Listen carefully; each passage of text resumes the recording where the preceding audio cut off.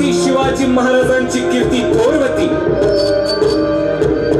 महाराजांची कीर्ती अशी थोर, स्वराज्याचा निर्मिती थोर, अशा तुफानाला रोखाया कुणी शत्रू नाही मोर. अफजल खान वधाची बरं का, अफजल खान वधाची सर्वांनी चांगली धास्ती घेतली होती.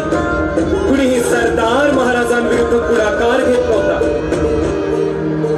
अशी परिस्थिती ही घडली, सरदारी तलवार हटली, चिंतेत बडी बेगम दरबारी अशी म्हटली. काय म्हणतात बडी बेगम?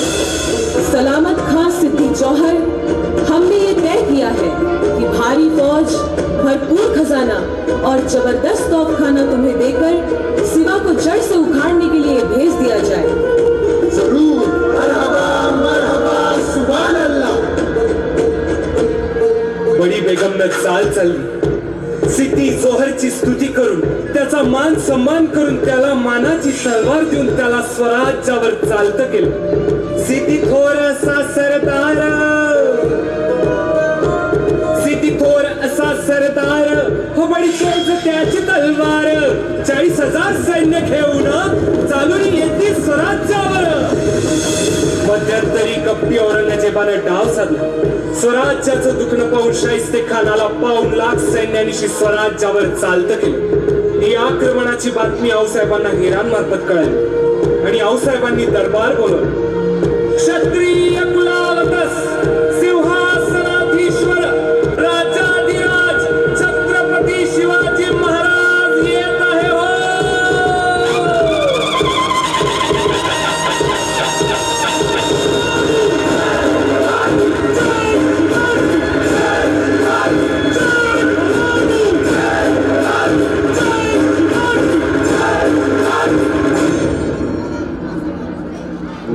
साहेब, आता दुहेरी संकट आहे. आदिलशहा आणि मुघल पूर्ण ताकदीनिशी स्वराज्यावर चालून येत आहे. आम्हास असे दिसते की सिद्दी जौहर स्वराज्यात जास्त गुणागुण घालेल. तो चिडखोर आहे, त्याला मुलूक काबीज करायचा आहे. त्यामुळे काहीही करून त्याला मुलखाबाहेर थोपवणे जास्त जरुरीचे आहे. पण कसे? आऊसाहेब, जर सिद्धी आणि मोगल एकाच वेळेस येत असतील तर त्यांचे आपसात भांडण लावून देऊ की? गनिमी कावा असताना कसली बी बिघड नाही बघा. वा, विचार तर छान केलात, पण एक मात्र विसरणार. दोघांचीही लष्करे लढतील ती स्वराज्याच्या धर्तीवर, आणि यात भरडली जाईल ती सामान्य निष्पाप जनता. मग मोगलशाही आणि स्वराज्यात फरक तो कोणता? त्याऐवजी त्यांना स्वराज्याबाहेरच ठेवलं तर ते जास्त फायदेशीर. आऊसाहेब, आम्ही सिद्धीला मोठ्या शिताफीने पन्हाळ्याकडे घेऊन जाऊ. आम्ही घाबरून पळतो आहोत हे पाहून त्याला चिंचणे. तो आमचा पाठलाग करेल. आम्ही पन्हाळ्यावरच राहू. पन्हाळा झुंजता गड आहे. विचार तर नामी आहे शिवबा. पण आऊसाहेब, शाहिस्ते खान स्वराज्यात घुसणार. तो स्वस्त बसणार नाही. रयतेश छळेल, हाल करेल, तोही भयंकर.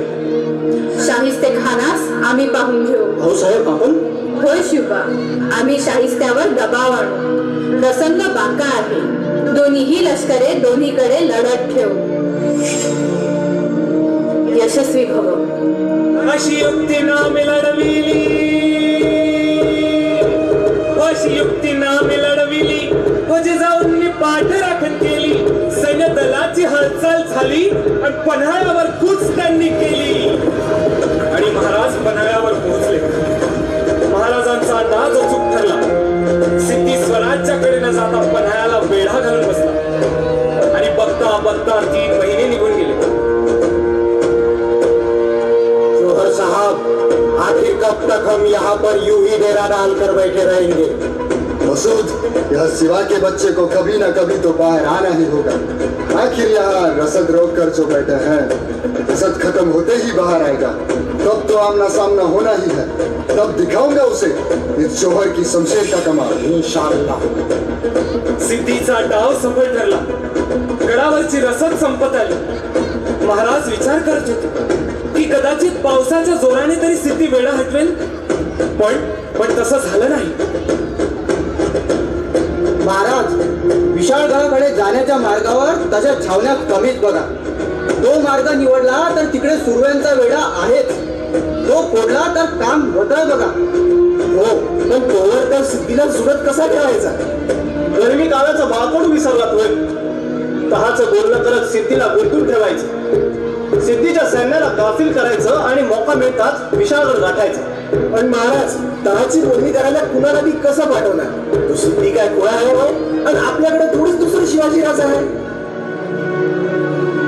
मी होतो की शिवाजी राजा असं बी समजे म्हणतात. शिवा तू राजासारखा दिसतो बघ, फक्त कपडे चढवायला उशीर. आज संधी मिळते बघा, नाही म्हणू नका असा.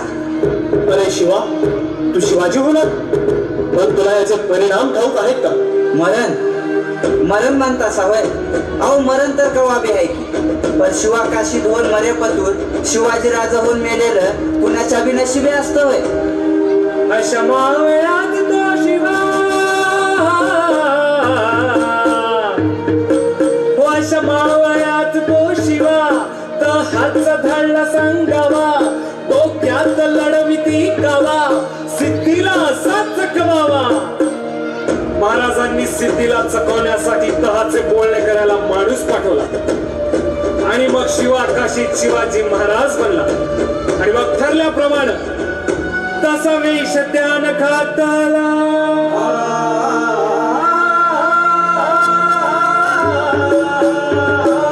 तसा वेश त्यान घातला, हो तसा वेश त्यान घातला, तसा वेश त्यान घातला, गोटात गेला जाण त्याची नसे हो सिद्धीला. करील कोणी कल्पना युक्तीला, प्रति शिवराय तेथे आला हो जी जी जी जी जी.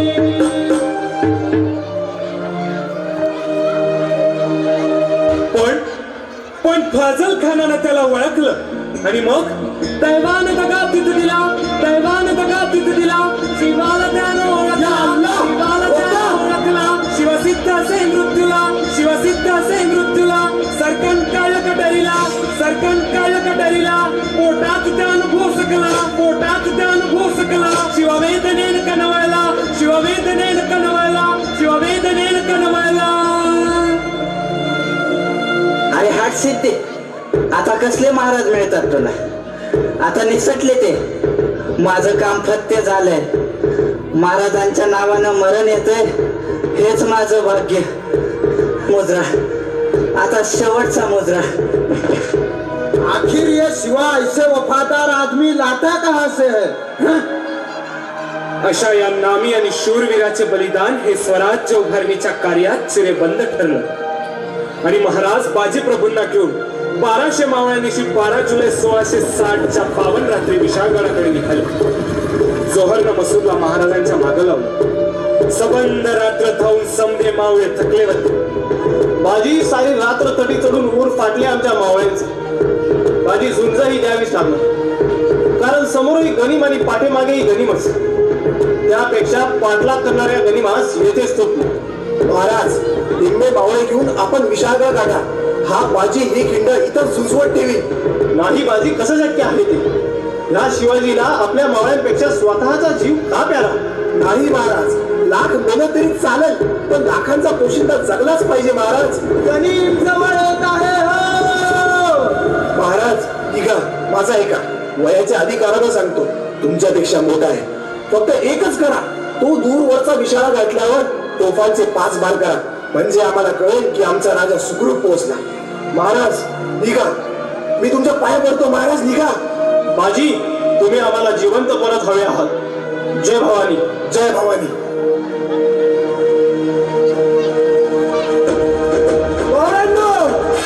महाराज गडावर पोहोचेपर्यंत आपल्याला ही खिंड इतर लढवायची आहे. हिशोब सरळ आहे. आपण 150 ते 1000 प्रत्येकाचा दान पाहिजे. हर हर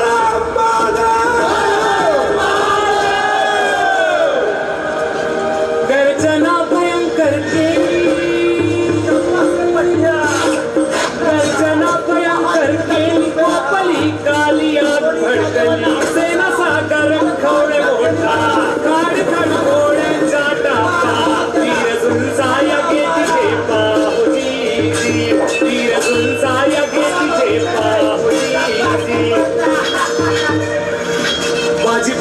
हातात भाला घेऊन आवेशानं लढत होते.